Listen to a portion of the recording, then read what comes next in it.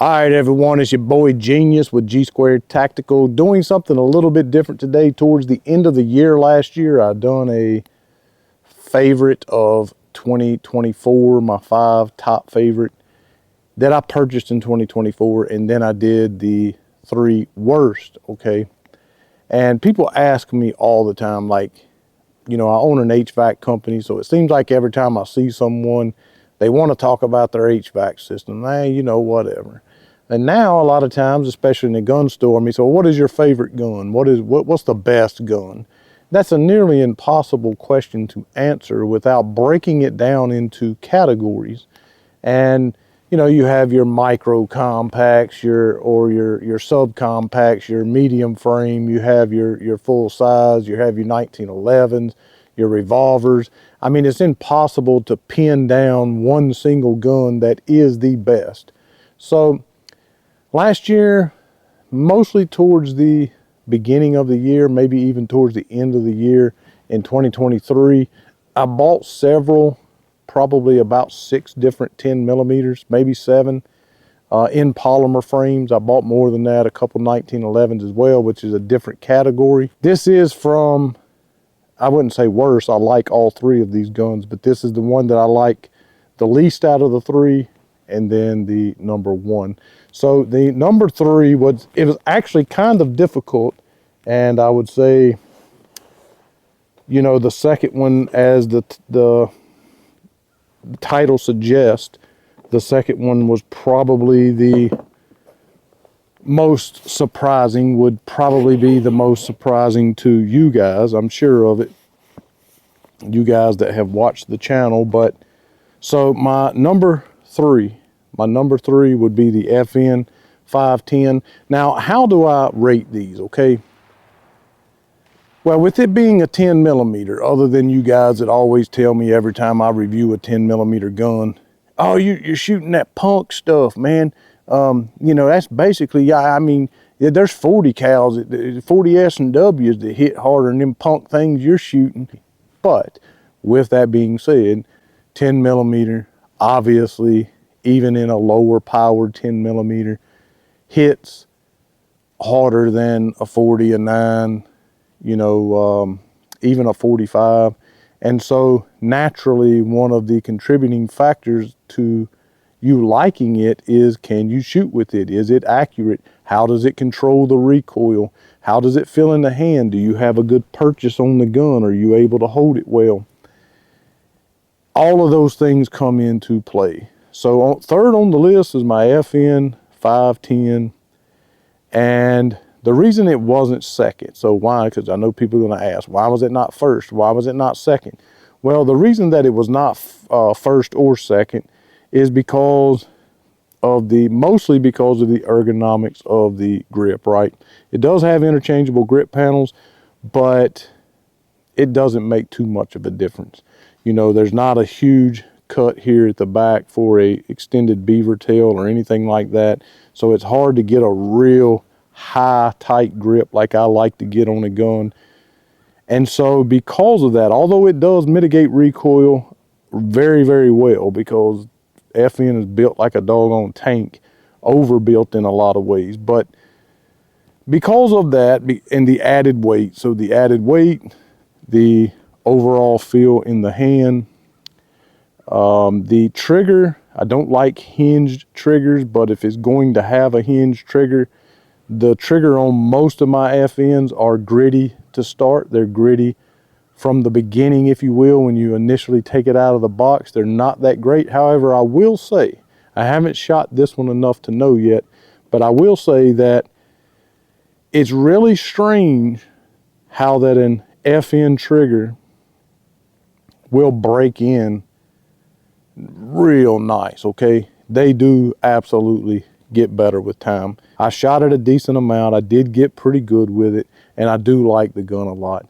And so if it's your favorite one, totally practice with it, go out to the range, run thousands of rounds through it, and you'll get very, very good with it. And zero question, it is a super, super quality build and will serve you very, very well for many years to come. I do have the EOTech E-Flex up here, and I really like this optic. It does not get enough credit, but it is a super clear glass, almost like it's not there.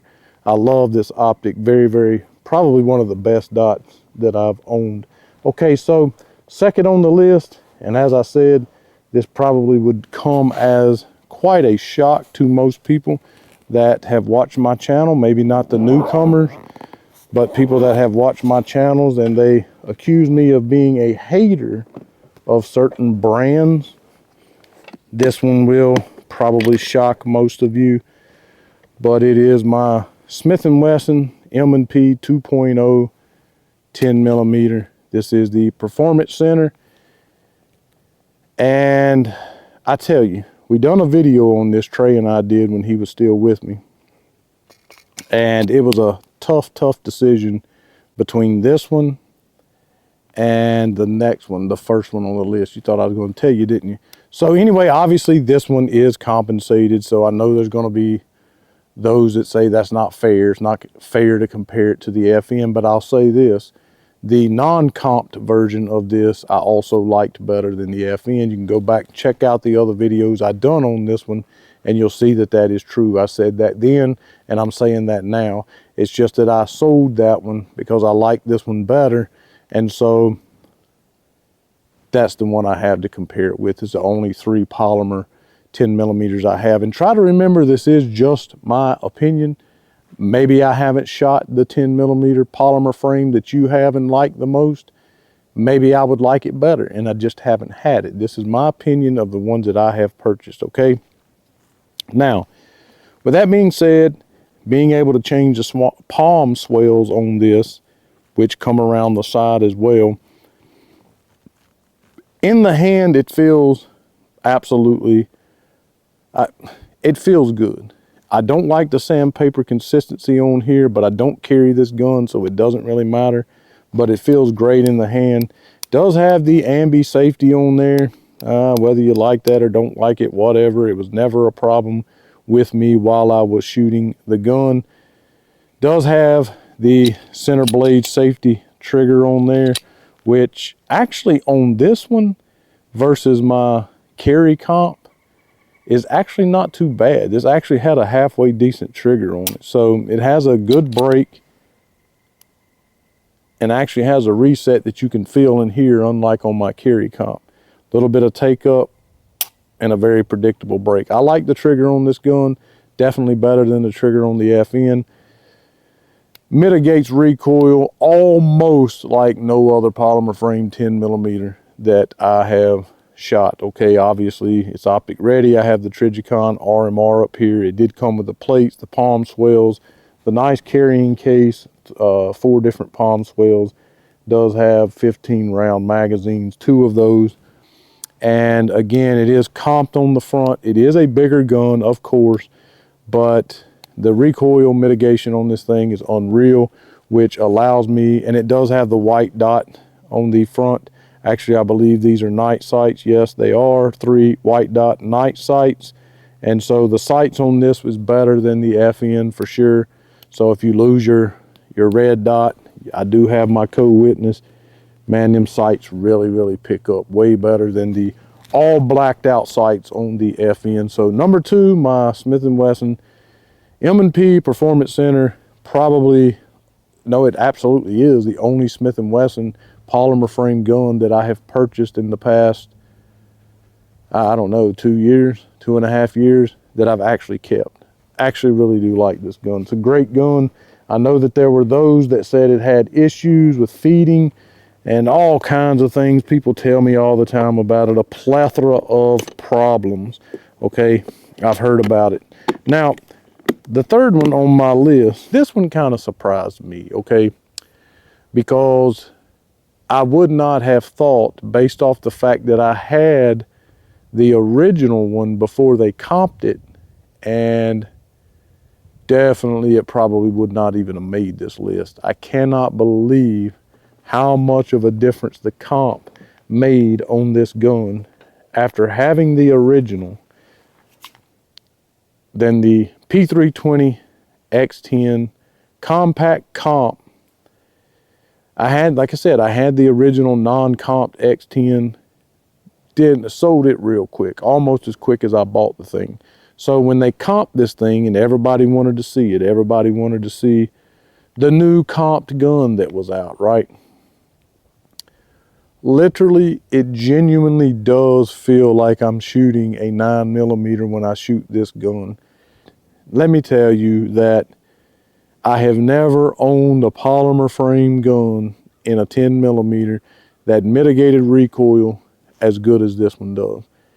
I've never stayed on target and shot as fast and accurately with any polymer frame 10mm gun than I have with this one. Now obviously this one is modular, so you don't have the back strap ability to change that out, although I'm certain that you can buy other grips for this, or lowers or modules or whatever they call them, to thin it out if it's too thick for you. But this one feels fantastic in the hand. As you can see, super deep beaver cut here at the rear, so you can get real high on this gun.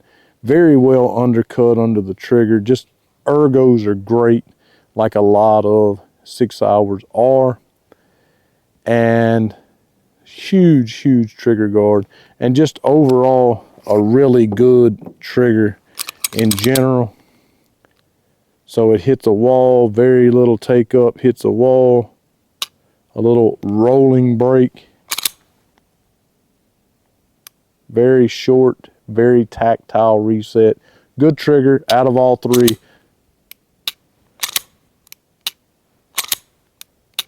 Definitely the best trigger out of all three of them.